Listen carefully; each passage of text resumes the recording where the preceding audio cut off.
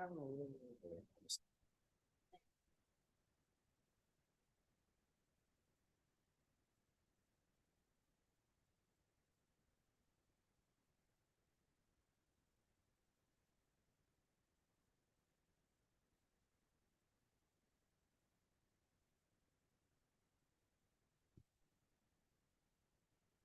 right, good evening. I'd like to call to order the regular meeting of the Morristown Township Board of Education. The meeting is called in conformance with the Open Public Meetings Act with adequate notice as provided in the Courier Post and Burlington County Times, both on June 30th, 2023. May I please get a moment of silence?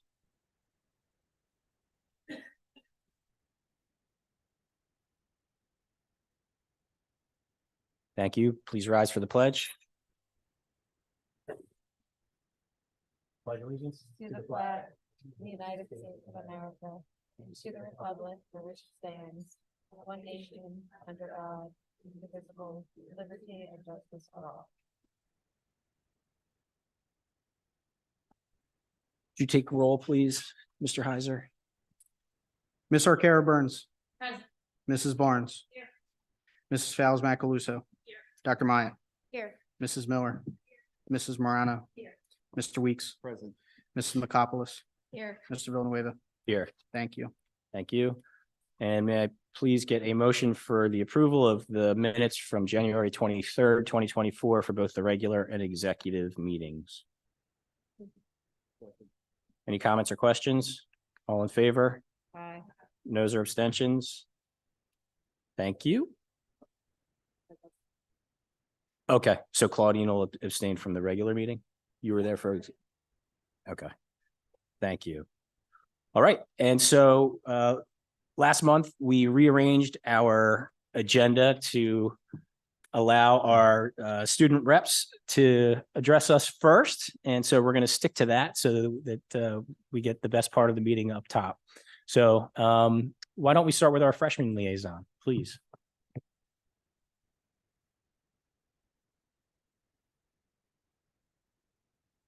Good evening. Today I'll be informing you on the updates of the winter sports at MHS. The track team had 100 athletes sign up, with 80 completing the season. 11 athletes have required for states and 4 are advancing to the meet of championships. One state champion in the female pole vault, 1 runner-up in female high jump, and 3 school records have been broken this year. Both girls and boys basketball teams have qualified for the state playoffs. Playoff games will begin Thursday with both teams playing at home. The wrestling team will be advancing to regionals beginning this weekend, and the bowling team is competing in the winter state tournament. Thank you. Thank you.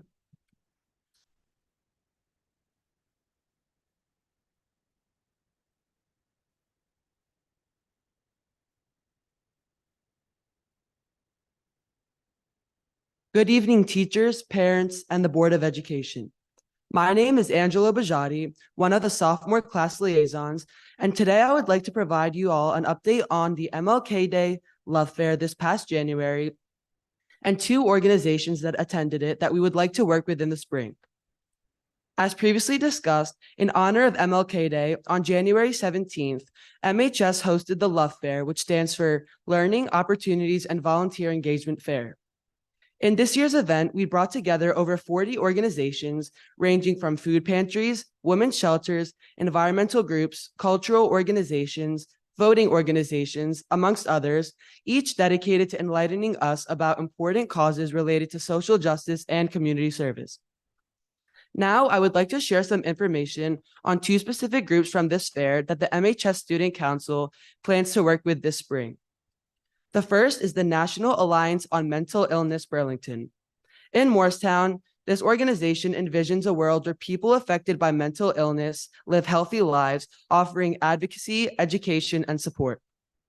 The second organization that we plan on working with is Urban Promise. This organization equips Camden's youth for academic success, life management, spiritual growth, and leadership, fostering holistic development. Thank you all for your continued support and enthusiasm. As we embark on these collaborations, let's channel the spirit of MLK in our efforts to make a meaningful difference. Together, we can create positive change and contribute to the well-being of our community. Stay tuned for updates on our joint initiatives with NAMI Burlington and Urban Promise this spring. Thank you and have a great night. Thank you.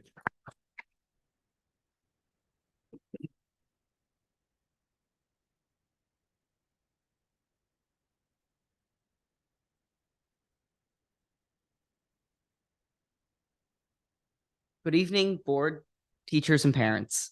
As we enter February, we are all looking forward to the road ahead after midterms.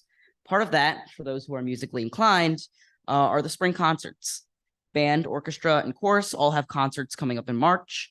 Also, over the course of the next 2 weeks, the spring musical, which is Mamma Mia, will be running during the weekends in the auditorium. Additionally, the group that went to the ADL convention last November set up a club dedicated to stopping bullying and increasing allyship, which is standing up for those who are being bullied. This club, called United Voices Club, meets in order to create a safe space that transcends social boundaries. This club will hopefully create diverse friendships that will result in a culture that is intolerant of bullying. Thank you. Thank you.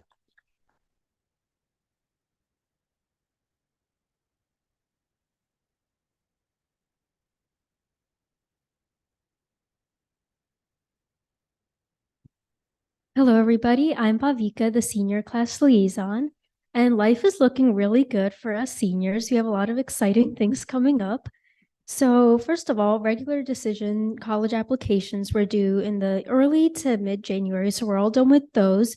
And some decisions have even started rolling back in, even though most of them will be coming in around late March to early April.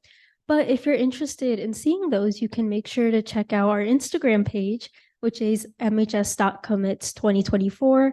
And I do run it, so I'm doing a shameless plug, but I really do enjoy putting together the posts and seeing where all of my classmates are going. And now, as for one of the most important highlights of senior year, it's our senior trip. So that is coming up really soon. It's March 9th to March 14th. And we have an informational meeting, an informational parent-student meeting next Tuesday, February 27th, just to make sure that everyone's forms are in and all parents are on board with the details. As for the actual trip, we're leaving for the Newark Airport at 11:30 a.m. on March 9th. And some of us will go on Spirit and some of us will go on United. And I know that Spirit's a pretty scary word since for the past 2 years it's been delayed, but I really am optimistic this year. And after departing around 3 p.m., hopefully, we'll be landing in Orlando around 6 p.m. and we'll have a pizza party at our Disney Pop Century Resort and rest up before starting on our actual Disney trip on the 10th. So from the 10th to the 13th, we'll be going all around Disney. So Magic Kingdom, Animal Kingdom, Epcot, Universal Studios, all of it. But unfortunately, on March 14th, we will be returning home. We'll be coming to the Philly airport at around 7 p.m. before heading back to MHS for pickup. I'm a big amusement park person, but I haven't been to Disney, so I really am looking forward to this trip. It's super well deserved for the senior class, and I'd like to thank MHS administration and our senior class advisors for putting it together. We know that it couldn't have been easy, but the senior class is truly appreciative and grateful for all that they've done for us. Thank you and have a wonderful night.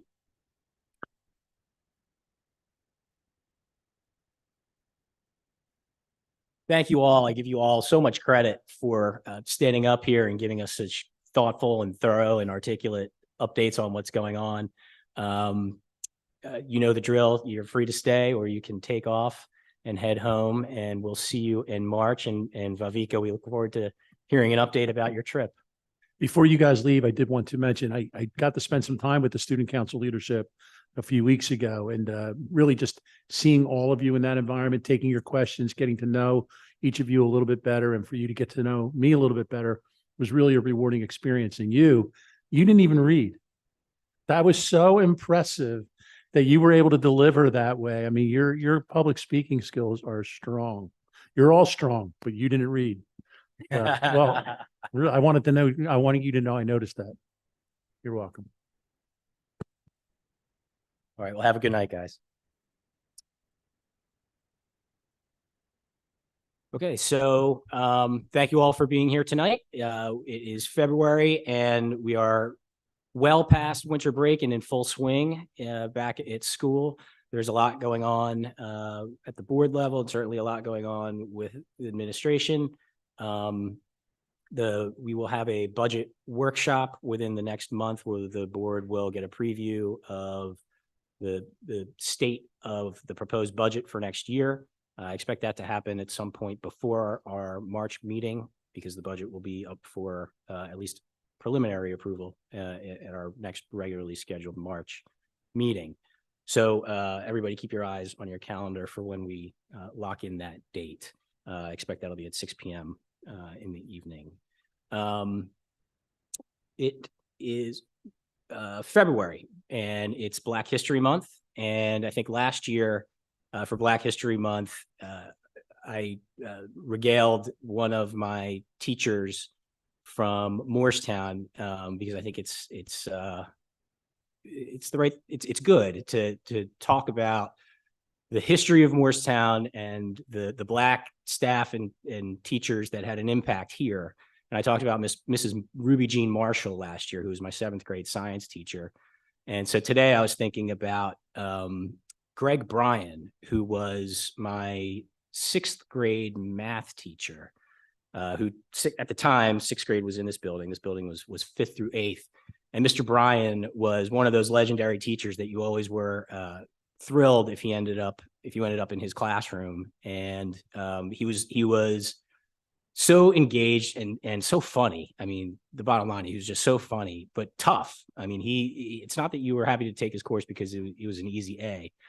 But the thing that really that I will always remember him for is we were learning about fractions and reciprocals. And that's where you flip the numerator and denominator of a fraction. And he kept saying, yeah, this is where you flip the numerator, you flip the denominator. And he looks at me, he goes, Villanueva. He called me, I don't know why he didn't call me Mark, but he called me Villanueva. Get up here. And he pulls me up to the front of the classroom. And he's saying, he's demonstrating how you flip the numerator and denominator. And he grabs me by my ankles, flips me upside down, says, this is how you flip the numerator and denominator. This is how you make a reciprocal. And, kind of shook me up and down. I would never encourage anybody to do that. Don't encourage any staff members to do that today. But it certainly stood out in my mind. I think stood out in everybody's mind that when you're making a reciprocal, you flip things. And it was funny because probably 20 years later, I want to say I graduated high school in 95. So I was in his class in the late 80s. I was walking through the Cherry Hill Mall and I hear Villanueva. And this is around Christmas time, and everybody's been to the mall around Christmas time. It's packed. And he walks over to me, and I was trying to place his face. I was like, oh my God, Mr. Bryan. And I couldn't believe that he recognized who I was, which I don't know is a good thing or a bad thing. But it really, stood out to me how much he cared about his students, right? He had probably thousands of students go through his classroom.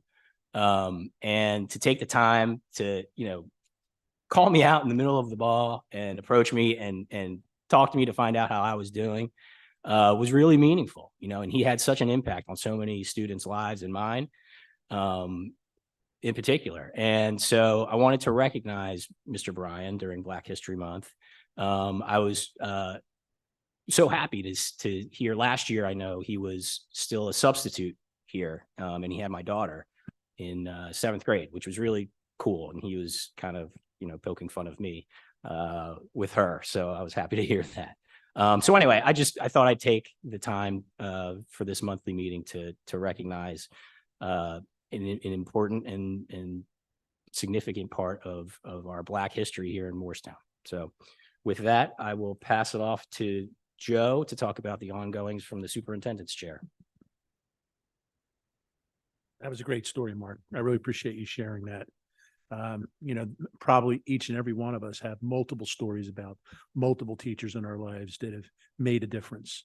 And I often say to young people when they're getting into education or starting, you will never know the many times that you will have said a little thing or done a little thing that was inconsequential at the moment until you run into that person that you don't even recognize 20 years later, and they remind you of that something that you said or you did that made them feel a certain way, that it made a difference in their lives. And it's the beautiful thing about this profession that every single day, people who work in roles where you're interacting with other people and doing things to help them have an opportunity to make a difference in someone's lives every single day. And that's a beautiful thing.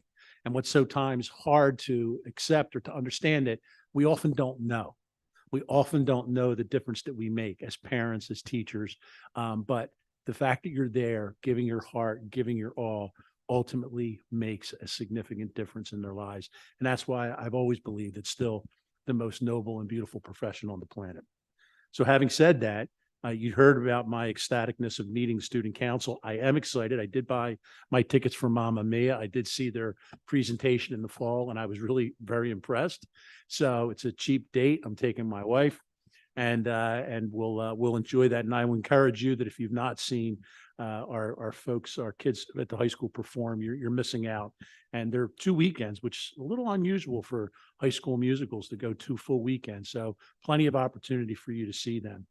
Again, thank you to Home and School. I continue to go to all these meetings in all the buildings, and it's a great opportunity to meet our parents up close and personal, for them to ask questions, really building a great basis of connection and relationship and support in working with them. And as we're working through so many of the things that we're trying to do moving forward in this district, getting real parent input and helping to build support in that way is really, truly special and helpful. So, Cole, thank you for your leadership and the things that are happening in Home and School. It's much appreciated. With that, I want to turn it over to Carol Butler, who has some retirees to acknowledge this month. You're welcome, Carol.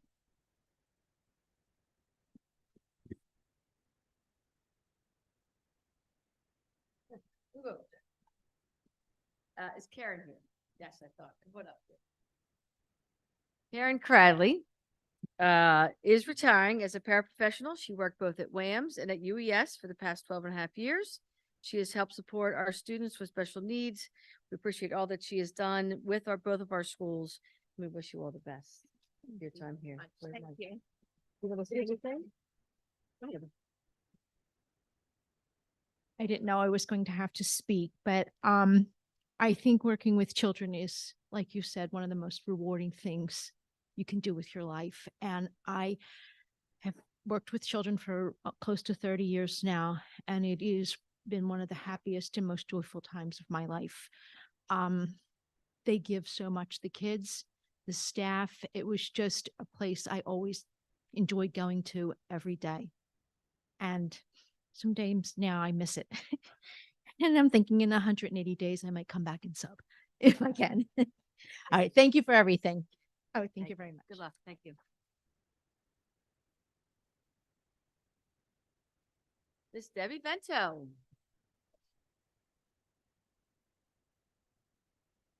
All right, Deb, you ready? All right. I didn't realize this at her retirement party a couple weeks ago. She told me that she started off in the kitchen in our district and then preparing food for our students, and then became a paraprofessional to help assist students with special needs. And then she spent the next 25 years working as a secretary in the guidance department here at WAMS. And I can tell from personal experience that she has helped shape the school, worked with so many kids, worked with staff, the administrators, and she has done a wonderful, fantastic job when she's been here. She does plan to travel, does a lot of camping, and spend time with her family and her dogs and her husband. And we wish her all the best. Thank you.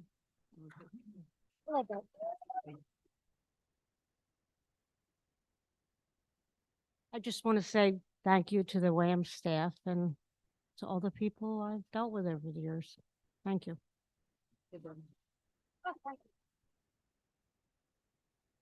Last for this month, Wayne Kreitz, he's not here today. He has worked for us for 28 years in our IT department.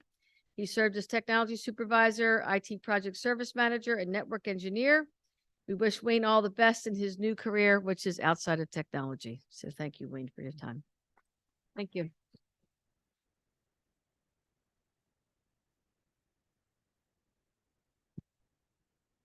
Great. Thank you, Carol, and best of luck to all the retirees in their next chapter. Thank you for working with us for so long.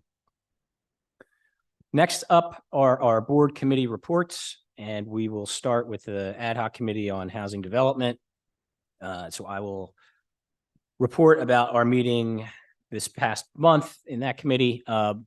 We talked about a host of issues related to the new housing. We've received some information from the township concerning the various new housing developments that are under immediate construction, namely by the mall, and others that are in various phases of planning. And so we took a look at the information that we had regarding those projects, and with an eye towards planning and how to how to make sure that we are adapting to those new housing developments.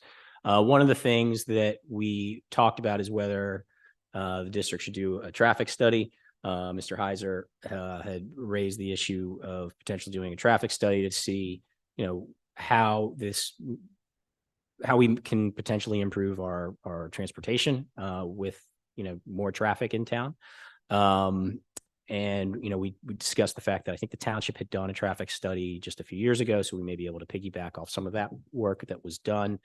Our architect that is new to the district this year also works with a demographer that I think we expect to utilize and get the benefit of their work in terms of examining, how the population may change in connection with the new housing. We talked about the potential referendum that we've been discussing for a number of months now. The new housing is part of that, part of the reason for that referendum, but certainly not the exclusive reason. I think there's needs in the district outside of the new housing developments that would require changes in our space. Anyway, I noticed, Mick, in reading the Finance and Operations Committee, that you guys had looked over a lot of the things that the ad hoc committee examined, and it sounds like you met with the architect. So I won't steal your thunder on that, and I will defer to Mick's report to get into some more of those details in a moment.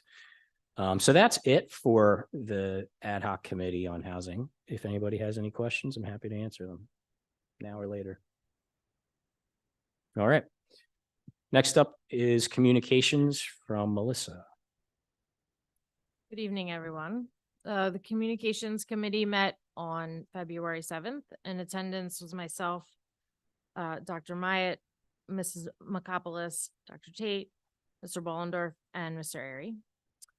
We discussed social media, and we're trying really hard to kind of expand our reach. And it seems that the lower schools are doing a really great job. We're getting a lot of posts and a lot of information going out to the community about what's going on. And we are trying to figure out ways to increase the upper schools' social media presence. We are actually considering maybe opening up an opportunity for a few student volunteers who have some interest in that, video production, communications, social media. And we have hopefully someone looking into that at the high school level. We circled back on establishing an official Instagram account. There are obstacles to doing that, so we're trying to work through them. We also discussed again the value of having a monthly Sun article, which we used to have. I think it was pre-COVID, and it was purely a fact-based article. It was written by one board member a month, and it simply detailed exactly, what was voted on at the meeting and what was upcoming. And I think that's a really important thing for us to get back to, because there are a lot of people in our community who aren't on social media and who, don't really have that presence. And that's a great way to get that information out to them. And we are trying, I think the goal of the committee is to expand our communication reach. And the last thing is we are brainstorming topics for community engagement forums. And we're really considering how we can best use those forums to not just communicate to the public, but to actively engage with the public, especially relative to the upcoming referendum. I would encourage members of the community, if you have any thoughts about topics for future forums, anything you would like, for us to present or engage with you on, please reach out and let me know. That's it. Thank you. Thanks, Melissa. Any questions for Melissa? All right, next. Mr. Weeks, can I just add that MTPS Quakers is the Instagram page, which is live. So just want to put it out there. Great. Like and follow and tweet. Next is curriculum. Danielle. Curriculum Committee met on February 8th. Those in attendance were Mr. Bollendorf, Dr. Benton, Mrs. Butler, myself, Cheryl Makopoulos, Jackie Barnes, Brooke Myatt, and the guest attendee was Roseth Rodriguez. Our first item discussed was the instruction materials complaint form. This was informational only, which includes a reference to the CUSAC required state standards. Roseth Rodriguez was next. She presented on the New Jersey Seal of Biliteracy. That was also informational. And she reported that 20 students met the requirements to earn the New Jersey Seal of Biliteracy, which is an award from the New Jersey Department of Education that recognizes students who are proficient in at least one language other than English. This was a great accomplishment for these students, and we are looking forward to formally recognizing them for these strengths. Next up was field trips. Overnight field trips go through F&O, day trips go through curriculum, and no action was taken unless there was a new trip or a new location. The summer enrichment program was discussed. That was an action item, and it will run for 5 weeks this year. Last year was 4, so we were excited to add another week for that, and that registration is slated for later this week. The DICE committee update came through as informational. That was presented by Mrs. Butler. That's an administrative committee. And the reunification agreement was also informational. The MOU was drafted, and we look forward to moving forward with the facility owners in that agreement. And that's all. Any questions for Danielle? Joe, I know you were a key part of getting the reunification agreement put together. Would you mind just giving a little update on what that is and the benefit to the schools? When I first came on board, I attended a meeting with the Office of Emergency Management here in Burlington County. And at that point, the district was building plans for reunification plans. But the plans were specific to something called a green reunification, which essentially means if we have a bomb scare or like there's a gas leak and you bring all the kids outside and then you can't get them back in the building, so the parents come and pick them up. That's a green reunification. But then there's the other kind of reunification that we hope we never see and understand, which is if a tragedy were to come our way in one shape or another. There needs to be a place where we could gather a school as large as the high school, where it can't gather in and of itself. And we started investigating where some of those sites could be. And we were able to get the new owners of the field house, which is now Thank you. I always want to say Players Pickleball, and I know it's not right. Players Courtyard, which is amazing. And the owners of that facility have been so incredibly gracious.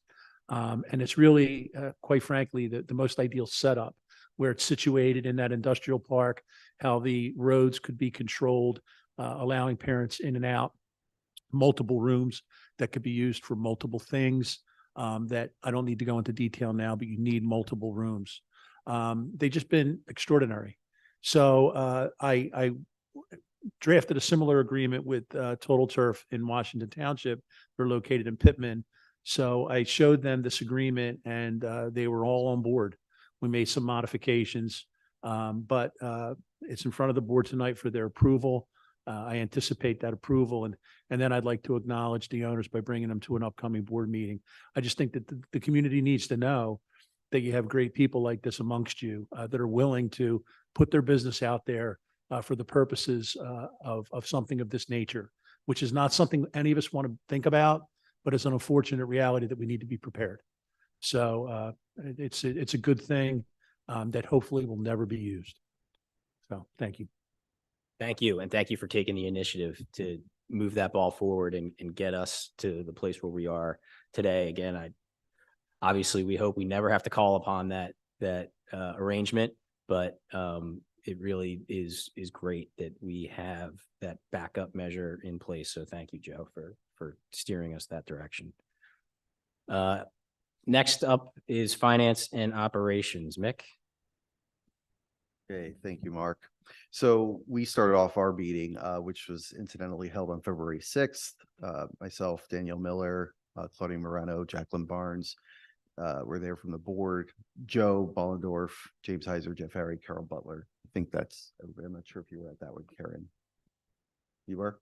Okay, I'll amend the minutes. I apologize for that. So those were the people in attendance. We started off actually talking about that reunification agreement and that the legal review was completed and the committee was okay with that going on the February agenda.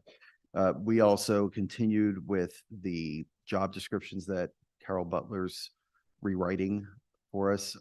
There were several that were redone: assistant principal, buildings and ground supervisor, assistant school business administrator, confidential administrative assistant of the superintendent, and the EDC office and activities assistant. Those are all being rewritten. And just as a reminder, we're going through a process of rewriting all of the job descriptions so that they all have kind of the same common things in them, everything from physical requirements to job duties, but then also making sure the specifics are all correct. So that's a big undertaking, and Carol is meeting those out to the committee to review a bit at a time so that we can get through all of those. So related to that, we discussed how the part-time school nurse vacancy, the administration has a plan to hire an LPN to fill in the gaps on that. I'm going to skip over the referendum part that Mark teed up and come back to that and talk about our virtual meeting with the architects. So we can go over that in a little more detail. I'll come back to that. But we had a discussion about the upcoming budget discussion that's going to be had. Actually, I saw in the email tonight, it's not in the minutes, but looks like we'll be having the budget workshop on March 7th. So we talked about what would be coming up in that. The current status was that all school budgets, with the exception of the high school, were in at that point of the meeting. Of course, that was over a week ago, 2 weeks ago. So that may be further along at this point. Looking into salaries in transportation, and we actually have 2 positions on the agenda tonight for consideration. And then also considering options to increase teacher substitution fill rate on a more consistent basis while still staying within budget constraints. We punted on talking about the math pilot. Karen's going to talk about that at the budget workshop. And then we also talked about the tuition rates for pre-kindergarten and kindergarten. They've been flat for 2 years. Historically, what we've done is tried to keep them flat for at least 2 years, but then increase them to keep up with inflation and increasing costs. So there was discussion of an increase in the price of that, about 2%, which equates to about $100 per student. We talked about the contract for the senior class trip. The vendor came to us and proposed basically making it a 2-year agreement, locking in the pricing for 2 years, as I recall, which is advantageous to us. We understand what we're getting. We can be clear with parents about the pricing, so the seniors can go and have a good time. And we're making sure that we're locking that in early. So we the committee recommends that the board consider approving that. We talked about our negotiations with ESF to use our facility for their summer camp.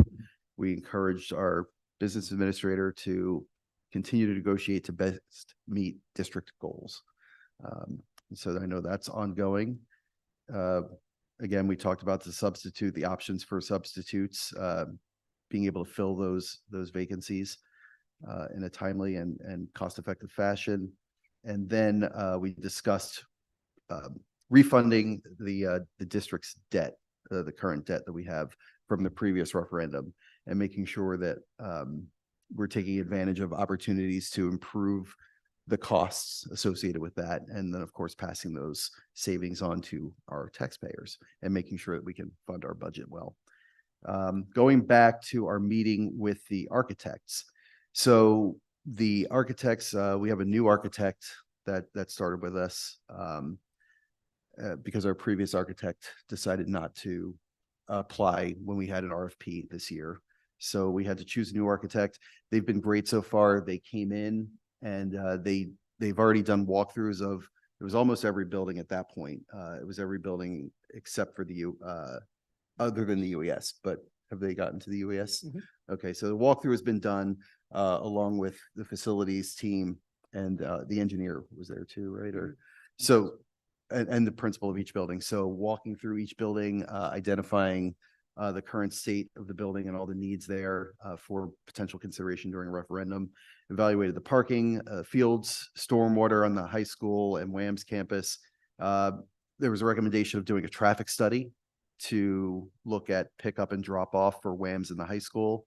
There were recommendations by the architects to look at the elementary school play areas, improving the facilities by and the safety there by potentially adding fences, adding gates, looking at Americans with Disabilities Act access. The architects are going to compile project lists with category breakdowns, preliminary costs, and that will allow administration to establish priorities. There was also a discussion of maintaining, because we changed architects and lots of other positions, potentially a engineer, demographer, that we maintain our current construction manager, new road construction, and also the mechanical engineer. So the committee recommended that the full board consider going along with that administrative recommendation. The last thing was New Jersey Department of Education has an emergent capital needs grant opportunity. And so James mentioned he's going to be looking into that to figure out what the best options for the district to utilize that potential funding could be. So we didn't meet in January, so we had a lot to cover in February. Yeah, anybody awake and have questions? I just wanted to add one thing before you jump in, because I remissed. I want to seem like, everything that we did with Players Courtyard was me. I had a lot of help. Brian Carter was a huge help. Jim Carruthers, who's the director of the Office of Emergency Management, and James Heiser, they were with us through every step of the way of the planning. And there's more to be done because tabletop exercises and things need to be created. So a plan's in place if we ever had to go out to that facility. So I felt bad. I was remiss in spreading the wealth. These guys do a great job. Great. Any questions, comments on F&O? All right. Last but not least is policy, Claudine. Please, put me first one of these days. It's working. Change the alphabet and I will. Policy met on February 12th. It was myself, Melissa Arcaro Burns, Jill Fallows Macaluso, Mark Villanueva, and Mr. Bollendorf and Dr. Benton. We had a few items for discussion, mostly at the recommendation of Joe, that we need to start looking at some of the policies in the 5,000 series, which in that area covers a lot of student-specific policies, specifically looking at student discipline, code of conduct, substance abuse policies, use of cell phones and other electronic devices, things that are really somewhat outdated in our policies that need not only a updating, but also, the board and the policy committee need to be very clear in the direction to give administrators to focus on these areas, as well as, our discussion has been consistently not focusing so much on discipline, but restorative practices and making sure that that's carrying through down to implementation through the administration. So I expect that's our next longer term adventure in diving into many of those policies, maybe not just the ones that are listed there preliminarily through Joe, but kind of moving into that other section, into that other policies in that 5,000 series. we're going to be, we discussed how we're going to do this. This is not just something that can happen in a bubble in the committee. It can't just happen, just with feedback just from the administration. So we're anticipating having a more, inclusive process, including staff, administration, students, the community, in looking at how these policies affect the students, because that's what matters. Then we don't have any policies on first reading. We are revisiting we have a second reading for policies 9190, 9191, 9190.1, your favorite, 9191, 9210. These are the policies dealing with our interaction with independent outside organizations, which are community organizations, our educational foundation, booster clubs, and parent organizations. This package of policies really focuses on how we how the district interacts with these organizations.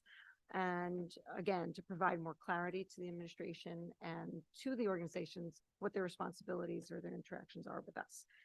So since our BOE meeting in December, when we did hear from public comment, we also followed up with individual organizations that we had been speaking to throughout the process, including Home and School, Speak, MEF, and More Arts, to be specific. And we discussed making some amendments, which are reflected in the published document. The one that I'll highlight for the board, dealing with 9210, as well as across all of the booster and the educational foundation, was concerned that they didn't concern that the superintendent, that the board should not have independent revocation authority on approvals. So we altered that to make it the superintendent, in consultation and collaboration with the board, can make that type of decision. We also had language that was in the parent organization that wasn't in the booster and the MEF, having to do with clarification that none of these organizations are affecting educational policy. So those are the two amendments that you're seeing on second reading. We put a lot of time into this. I can say that our committee not only put time into it, but many, many generations of previous board members that we have to thank for starting this process. I think it goes back 7 years. I'm happy to close the chapter on it and get it done for everybody. But thanks to the committee and everyone for your patience. We did a lot of work on this, even outside of committee meetings. Great. Thank you. Any comments or questions for Claudine? All right. Well, thank you, Claudine, for steering us into a landing on that suite of policies, because you're right, they've been kicking around for at least 7 years, and the directions and where they initially were intended to go, and the reasons for amending them have all been somewhat fluid, but I think you're right that we want to make sure that we are appropriately documenting our relationships with these valuable organizations to the district. So thank you for getting us to where we are. Does anybody have any off-board committee updates? I do. The Speak Meeting, Special Education Advocacy Council, they actually have a forum on this Thursday, the 22nd at 6 o'clock at the high school, and it is entitled IEP 101 Parent Training. Surely will be an exceptional program and valuable to a lot of us parents and caregivers of students who have special needs and receive support in the district. The next meeting is scheduled for Thursday, February 29th. That's an evening meeting at 6 p.m. in the Star Center. And please remember that the Speak meetings always have a virtual link. So if you're not able to make it in at the nighttime meeting, or they do every other month is a nighttime meeting now. But if you can't make it in, join virtually from home. And it's a great way for everybody to get a lot of invaluable information, which you can also find on their Facebook page. Thanks. Thank you. Anyone else? Brooke? Yes, I just want to give an update from More Arts. I attended their February 3rd gala, which was at the community house. It was a wonderful event. They had an art show expedition, and then they also had an evening of cabaret style singing and artists. Got to see amazing MHS alumni, and it was just really, really a wonderful night. And I just also wanted to give everybody an update on their upcoming night of comedy. That's going to be on Thursday, April 11th. So you have some time, but they are selling early bird tickets. That is also going to be at the Community House in Morristown at 7:30 p.m. on April 11th. Tickets are available at morearts.org, MOORARTS.org. So great organization supporting all of the arts in our schools. Thank you so much. Thanks, Brooke. Danielle? Yeah, I just have an update from the Rec Advisory Committee this Friday from 6:30 to 8:30 at the Morristown Rec, the Rec Center, the third floor. There is family game night. It's $10 per person or $25 for the family. And it's a fundraiser to support the Parks and Rec Special Needs Program. You can just register on the website for that. Thanks. Thank you. Anyone else? Okay. So we're now at our first public comment section. This is the time to provide public comment on agenda items. The ground rules are set forth in writing in the agenda, but if you would please keep your comments to about 3 minutes. Again, this section is only for the purpose of addressing items on our agenda. There is a opportunity later in our meeting to provide public comment on things off the agenda.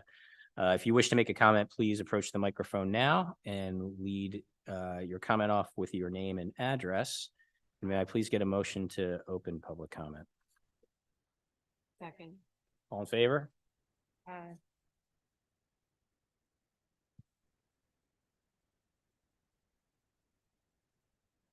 Hello, I'm Sarah Gerber. I live at 8 West Maple Avenue between Mill and Washington. It's a good block. I want to start by thanking the board for providing an update regarding the referendum during last week's home and school meeting at Baker. I learned a lot of what has also been said here tonight, in addition to what was said tonight regarding the architect being contracted and us entering the planning stages of the referendum. I also learned that the earliest the referendum can be expected to be brought to a vote would be December of 2024. So please bear with me, because I recognize the next portion of my comment is comprised of questions, and I know that the board may choose not to respond. I'm curious if the board is willing or able to share the name of the architect that's been contracted. And more importantly, when can your constituents expect to be made aware of the cost of the proposal, which I know is a big ask, and which improvement requests from the district the administration will choose to include in the referendum? I am personally energized by the steps the board has taken regarding the referendum, because I believe it's necessary in order to continue the legacy of academic excellence that's drawn me and so many other people to the district in the first place. However, I am concerned that this work has been happening behind a bit of a veil of closed executive sessions and committee meetings. In the parlance of my first grader, it seems a little sus. Just because the first time I was hearing a lot of these updates were at a home and school meeting, and I do attend the board meetings regularly. So I was just surprised, I guess. Energized, but surprised. My observation has been that when the board operates outside of the public domain, or even if it's just perceived as doing so, the community jumps on it and misinformation spreads quickly and with much vigor. I'm asking the board to please empower us, your constituents, with accurate and frequent updates from the committee, the communications committee, hopefully, so that we can continue to advocate for what's best to support our schools. Thank you. Thank you.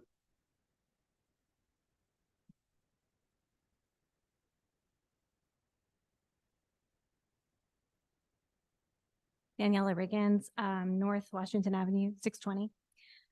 So we all know that the last referendum failed.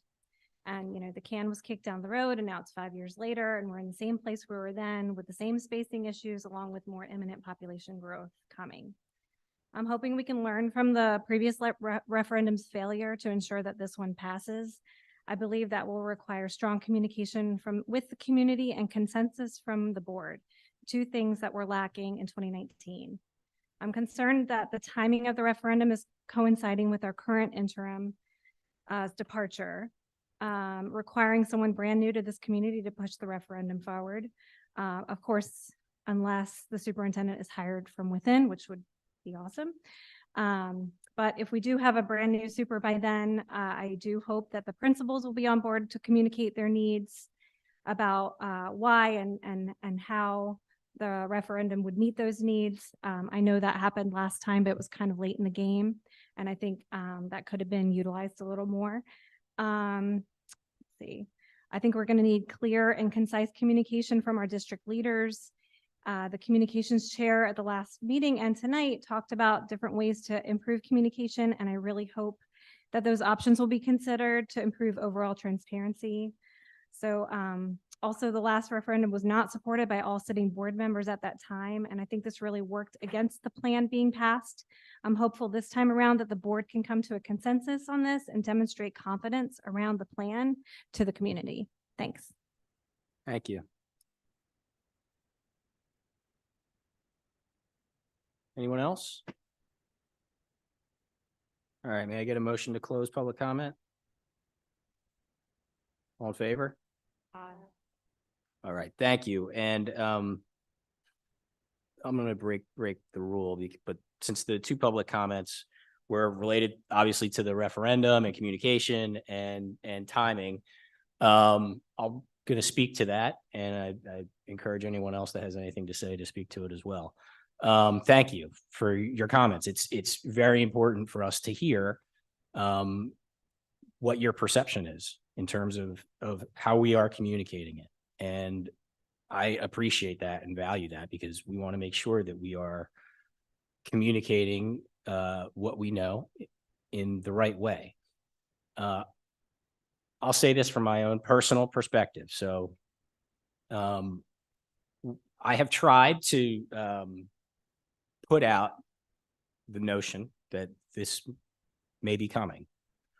Perhaps I did that too soon. But I didn't want anybody to be caught by surprise.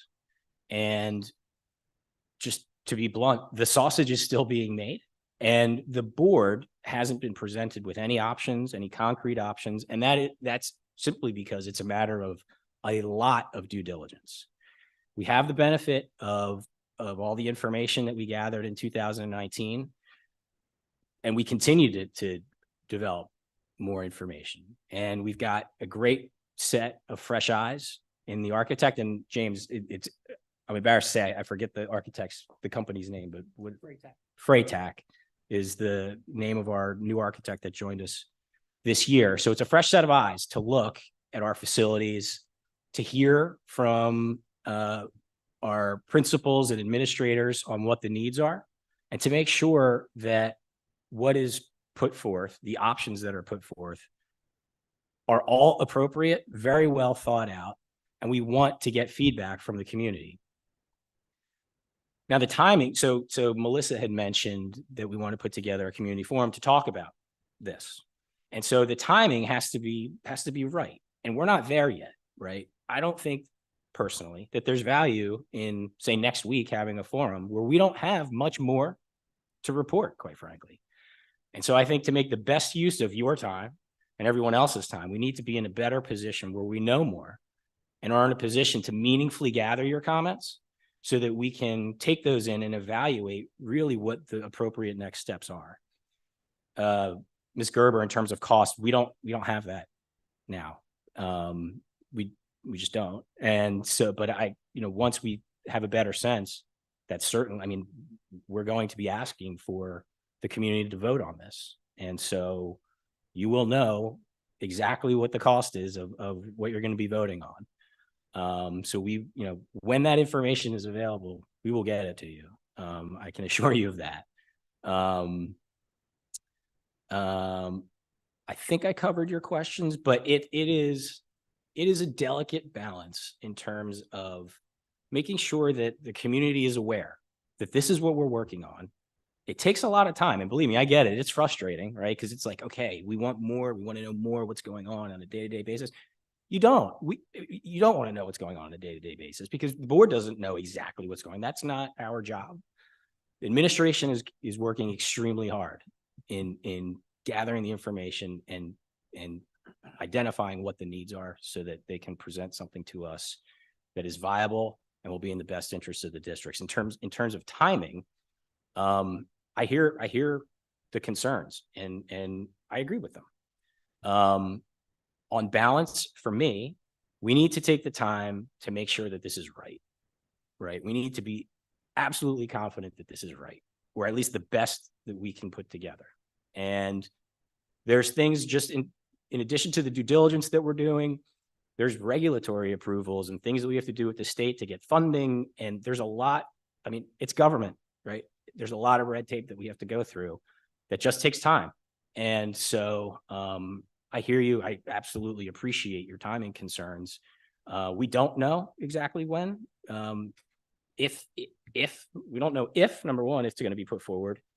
And if it is, exactly when. We thought, we were probably a little optimistic months and months and months ago that it could happen quicker. And that's, but I think, we all want to make sure that we're careful and do it the right way. So I can assure you that we are being very deliberate and diligent. And there's, I appreciate your comment that it feels like there's a veil. And to the extent that we can help drop that, Celia, you have my phone number and I'm happy to give it to you all as well. So I don't know if anybody else has anything else to add. Really having trouble with this tonight. I would just add that it's without question in the best interest of this community and this board specifically in putting this forward, that it is very transparent, that it is open, that people understand it, because I don't know how things went down the last time, but I can tell you from my experience, having been through this in my previous life, having an opportunity for people to ask questions and for the board to answer those questions, to explain the rationale for the things that are happening, to make perhaps modifications based on the things that you learn, are critical to the overall passage of such a referendum. There's nothing to be gained by being secretive about it. And I think that what Mark said is exactly the case. We are still navigating through this process.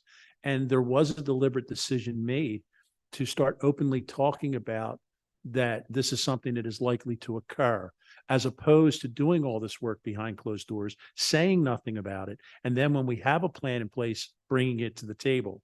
That was deliberate in terms of this approach.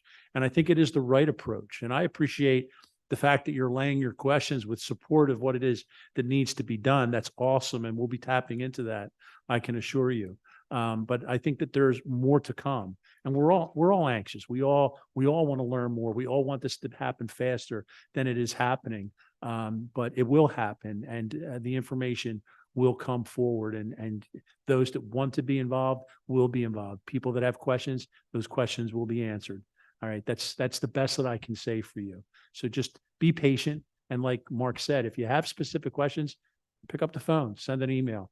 There's things that I can probably say or that you don't often say or you think to say. I've probably been very open at our home and school meetings because they're asking me specific questions at those meetings and I'm giving them specific answers. So it's where we can answer, we will. So I just want people to know that. All right. Thank you. Hey, Mark. Surprisingly, there's something I could add to what I had in my F&O report there.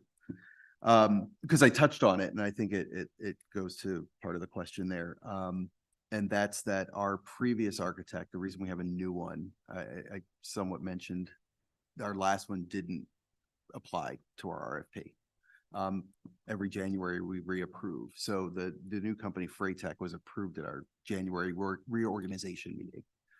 So that's one thing. And then to the degree it's helpful, maybe a quick explanation that there are only 5 dates on the calendar that we could do a referendum. I don't know if James, if you want to handle that statewide. Yeah. Yeah, absolutely. So there are only a few dates that are dictated by the state of when you can actually have a referendum, 4 of which are in the fall, September, October, November, and December, and 1 of which is in the spring, which is March. So we would have to select one of those dates based off of the timing that's in front of us, project-wise. And we need to have everything ready like 6 months before any of those dates. Absolutely. When you select that date, there's a minimum of a 90-day review with the DOE. And when you submit to the DOE, it's a very thorough submission. It's not like a 1-page, this is what we plan to do. It's drawings, everything. So it's a very thorough process at that point. All right. Thank you. Now moving on to the reports to the board. Item number 8, may I please get a motion for approval of items 1 through 5 under letter A, please?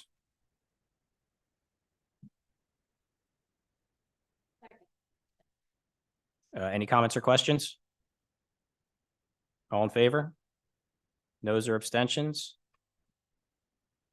Next are the recommendations of the superintendent, which include our policies and procedures, including the policies that Claudine described in her report. May I please get a motion for approval of those policies on second reading?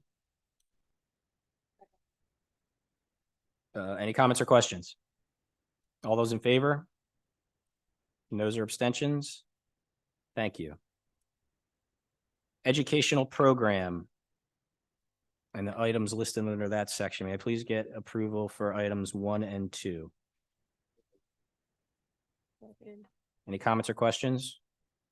All in favor? Any noes or abstentions? Thank you. Next is finance and business. May I please get a motion for approval of items 1 through 10 under that section of the agenda, please? Any comments or questions? One of these items includes donations, and so I wanted to thank Power Engineers, S2S Communications, and the Burlington County Sheriff's Office for the donations that they have generously given to the district. And all those in favor of items 1 through 10? Any noes or abstentions? Thank you. Next up is employee relations. May I please get a motion for approval of items 1 through 12 under that section of the agenda? Any comments or questions? This is a roll call vote. Ms. Arcaro Burns. Mrs. Barnes. Mrs. Fowles Macaluso. Dr. Myatt. Mrs. Miller. Ms. Morano. Mr. Weeks. Yes. Mrs. McCopolis. Yes. Mr. Villanueva. Yes. Thank you. Thank you. Next in the agenda includes the suspensions and the superintendent's HIB report for the HIBs that were reviewed in executive session last month. May I please get a motion for approval of the HIB report? Second. Any comments or questions? All in favor? Any noes or abstentions? Thank you. Next item is informational only and includes our enrollment. Is there any old business for the board to consider? Any new business? All right. We are now to the second public comment section, which is for public comment on items on or off the agenda. Same rules apply. If you'd like to make a public comment, please approach the microphone and state your name and address, and please limit your comment to about 3 minutes. And after I make a motion to open, please. So moved. All in favor? Thank you.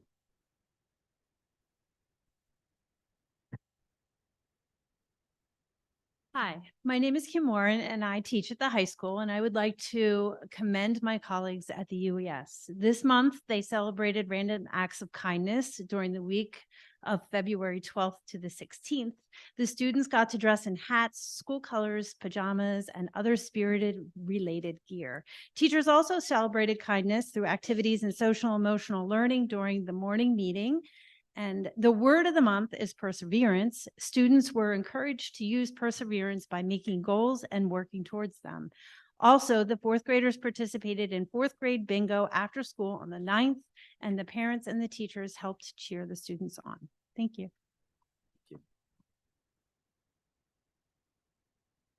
I'm Kathy Nixon. I teach at Baker Elementary, and I'd like to commend my colleagues for the following. Baker School has been very busy celebrating famous Black Americans during Black History Month. Teachers have been sharing books about notables like Katherine Johnson and Muhammad Ali, as well as inspirational figures like Mary Walker, a freed slave who didn't learn to read till she was 116. So there's hope for all of us there. Classes also use their Chromebooks and iPads to access our PebbleGo database and produce thoughtful research projects. Finished products were displayed in our hallways under the following titles: Living in Peace, I Have a Dream, They Did, So We Can Too. Baker students marked the 100th day of school with a building-wide buddy search. This was a lot of fun and a new endeavor. So 100 pictures of our mascot, Buddy Bear, were hidden. Teachers were given a handful of those Buddy Bears that we had to hide them in classrooms and the special areas rooms.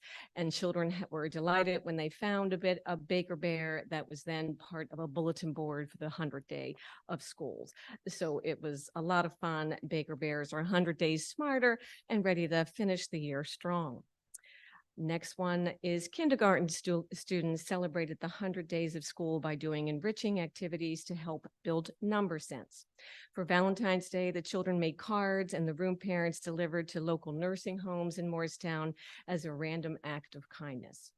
To culminate learning about life cycles and science, Quiver Farms delivered a dozen eggs in an incubator with a Broder box. I think I'm saying that correctly. The farmer also brought the hen and the rooster into kindergarten classrooms and talked about farm life with the children. The eggs are always a big hit because when they hatch, they usually make surprise little visits at Reading Train on Fridays as they're coming down the hall. So just to add a little excitement for Baker Bears. Thank you. Hi, I'm Tracy Nicolucci and I work at South Valley, and I would like to commend my colleagues at South Valley for South Valley's first grade classes held their annual Snowed In event, in which the whole first grade gathered together in their pajamas to watch a movie that showcased many of the topics they learned during the recent social studies unit, Power of a Good Friend. These topics included empathy, kindness, inclusion, and teamwork. Students were so excited to join classmates from other classes and share in this memorable first grade experience.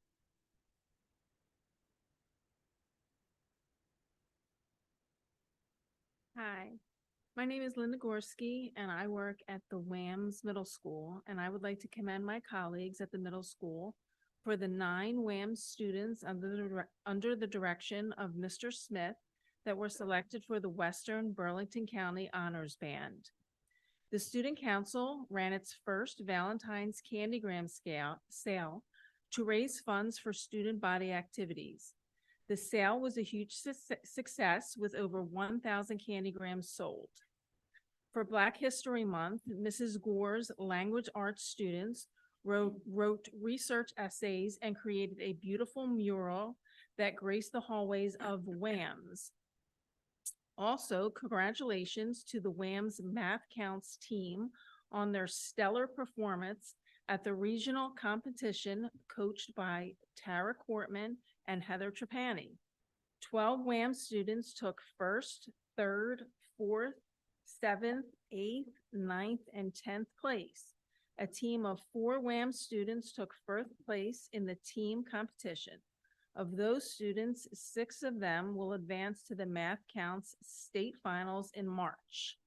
And lastly, the 8th grade French students under the direction of Mrs. McGovern held a Mardi Gras festival where presenters shared information about the history of Mardi Gras, engaged the students in a game of French bingo, led the students in singing French songs, and shared traditional Mardi Gras food. A great time was held by all. Thank you. Thank you. Am I tall enough for this? Okay. Hello, I'm Amy O'Connor and I work at here at WAMS and at the high school. And I would like to commend my colleagues at the high school. Melissa Antler is an arts teacher at Morristown High School. And on January 11th, 2024, a double book titled, I Love You Because I Love Me, because Real Love According to Real People. This was released via Amazon.com. Mel was one of 20 contributing authors of this publication. This interactive book explores what love means. The intention is to look beyond the surface of the word love and get to its true meaning. The idea for this book was born from the curiosity of this word and how it is internalized differently. Our individual stories affect how we see and feel love. Also, on Saturday, February 3rd, the International Affairs Club hosted its 21st Morristown Model UN Conference. It was the largest conference the IAC has ever hosted, with well over 300 delegates from 19 New Jersey and Pennsylvania schools. It went off without much of a hitch. We would like to recognize the advisor, Fred Bjornstad, for his dedication to this extracurricular activity. Thank you. Thank you.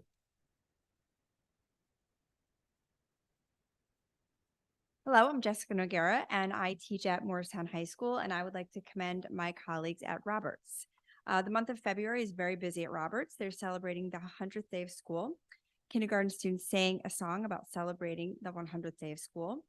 The week of February 12th is Random Acts of Kindness Week. Ms. Hall, the guidance counselor, spearheaded those activities. They have their Word of the Month assembly focusing on the character trait of grit, where students from each grade in 1st through 3rd grade classrooms were recognized with a Citizen of the Month for showing grit. The 1st grade students held their annual Sweetheart Sing on February 9th. Ms. Deschong did an amazing job teaching the children the lyrics and choreography focused on friendship, kindness, and love. Thank you. Thank you. Good evening. I'm Nicole Dancy, president of Morristown Home and School. Our newest events that we had were the the high school's January staff appreciation, the Valentine Graham support, UES 4th grade bingo, UES 5th grade carnival, Roberts Valentine's Day book staff appreciation. Current, we're having a Miss Chocolate ordering, which is online. It's cookie dough and other items. Coming up, we have the Boosterthon Morristown Home and School kickoff, which is on March 4th, and the Home and School Fun Run will be on March 12th and March 13th, and also the book fair and for Baker, Roberts, and South Valley. At this time, I would like to thank Mr. Bollendorf and Mark Villanueva for the relationship that we've been culminating. Whenever I reach out to them for something, they don't hesitate to respond to me, whether it's via email or a text message or even a phone call. So I really appreciate that when Home and School has something, because we want to work together, because we all have the same common goal, is to help our kids in this community. So I want to thank you for being attentive when we have issues or concerns. You're willing to address them, and we've actually had a few meetings that you've taken time out to meet with us. But most importantly, I would like to acknowledge the trustee board of Home and School. Yes, I might be the president, but I cannot do this work without the 11 or 12 other women that I work with on a daily basis. And sometimes I think people don't take into account all that we do, where there can be a night at 11 o'clock and we're in a text chat about an upcoming event, or we're planning for next year and we're in an email thread. So, you know, you look at, or people look at it, and it's been said to us at times that we have bake sales and things like that. That would be awesome, because that's easy. But I think all of us, it shows that, like I said, when we're talking and emailing late at night, is that we all have the same passion and drive. You know, this is all volunteered work, but we love our kids in this district so much that it benefits not only our kids, but other kids. But I wanted to acknowledge all the trustee boards of Home and School, as well as the volunteers, because it's all volunteer work, but we all love the children of this community. Thank you. Thank you. Hi, I'm Celie Coleman. I live at 215 East Main Street. I will echo that sentiment, thanking everyone up here. The hours of volunteerism and commitment is not lost, I think, on anyone in this room. I know that some of you probably haven't been home yet since you left this morning, and I really appreciate the time and commitment. There's a lot of work happening this year. We, all know that. So thank you for working hard. I will bring up, like I usually do, and ask about the superintendent search because unfortunately, I know there's a lot of reasons why Joe can't stay. And it's starting again to sort of be okay, well, what are we doing about that? We have to start planning for that. So I guess a question would be if a search firm has been identified, if that's on, I don't know, the agenda for some committee, and what kind of timeline we're hoping for so that we can sort of keep our eye on it instead of asking or being surprised with, oh, we're doing this, we're going this direction. Especially, again, with this possible referendum, we're talking timelines. If March might be a time where we're voting on this and we are transitioning a superintendent in December, January, I just think it's a tough timeline to add up to get a new person in here to get up to speed and be able to speak and answer everyone's questions. I also will push back a little bit about moving forward with forums about the referendum. Even if there's not a lot of information to be given there, I think it would provide an opportunity for people to ask questions so they're not building up anxiety or false information, that they can get their questions asked. And that at further committee meetings and your board meetings, you'll have a little bit better understanding of what the community is looking for, what's important to them, as well as maybe using some of the resources that the community has. Even in the South Valley meeting today, there's people who have experience in our community that might be able to provide feedback to help the board and the administration ask the right questions, get to the right people. So that's my suggestion. Thank you. Hi, Kate Wilson, 2 Split Rock Place. Just 2 thoughts, and it's coming back to the referendum. Last time the referendum failed 60-40, I think. And one of the big discussions, and I remember being an absolute pain in the neck to Scott McCartney, was that the communication was left much too late, like the selling points around why we were doing it, what it was going to drive, how that was going to benefit the whole community. There was a belief that 3 to 4 months of messaging around that would be enough, and clearly wasn't. So I love the idea that I think the communications committee are talking about with the Sun column, even if that laid out, as you said, Mark, we don't know exactly what the process is going to be, but here's the steps we're taking. I think the more we can get out there with this is a very measured, strategic, team-driven approach that you guys are leading, that the better the information, that people are going to be more open to understanding why they're being asked to vote for this. So be great if that column could focus on that. And I know that's another job that somebody's going to have to do, so I apologize, but thanks very much. Thank you.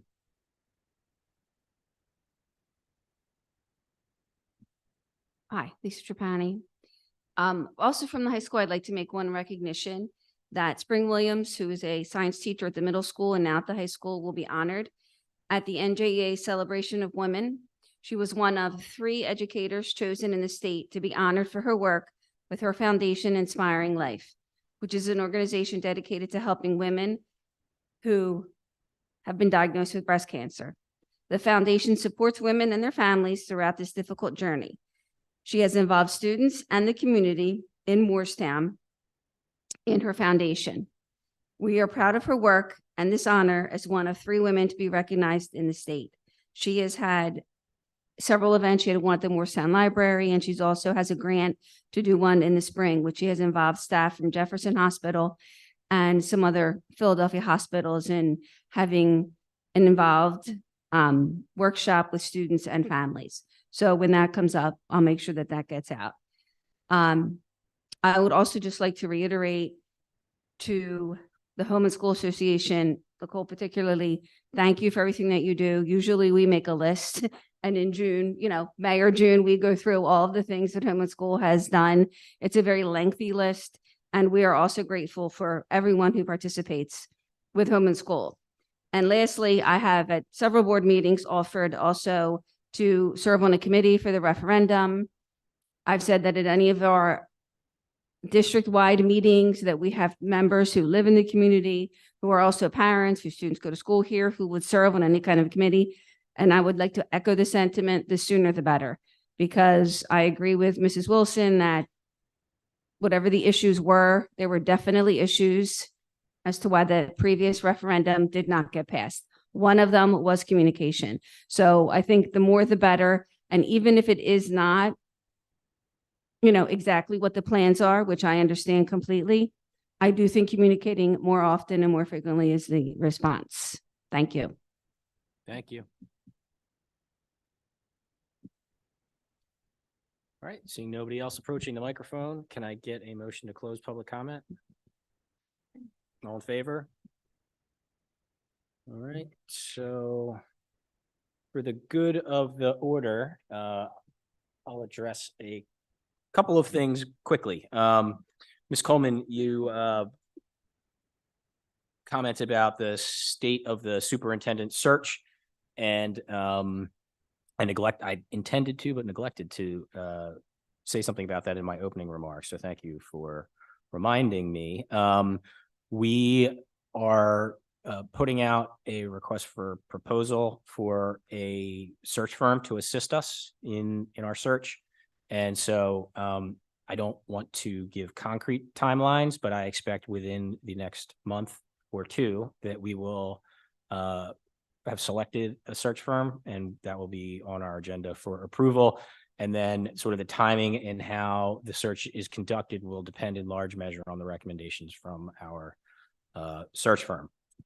So that is the update on where we are. But we, as you had noted, Joe is unfortunately his 2 years will come to an end in under 10 months. So we are proceeding with all due diligence. Nicole, thank you for your comments. And, we can't say enough about how grateful we are for all the work that you and your team and all the volunteers at every level do at Home and School for the schools. It's a tremendous lift. I know it doesn't surprise me that you're up late at night, oftentimes texting and communicating with your team on how to get things done. But the organization always pulls through with remarkable events and fundraisers to support the school. So thank you. And it's been a pleasure working with you. I'm glad that we've had the opportunity to get to know each other and communicate and keep the lines of communication open between the board and Home and School, because it's a great partnership and it needs to be watered and to flourish. And I think we're definitely doing that. And so thank you. I don't know if anybody else has anything for the good of the order. All right, seeing nothing, may I please get a motion to adjourn? All in favor? Aye. Thank you.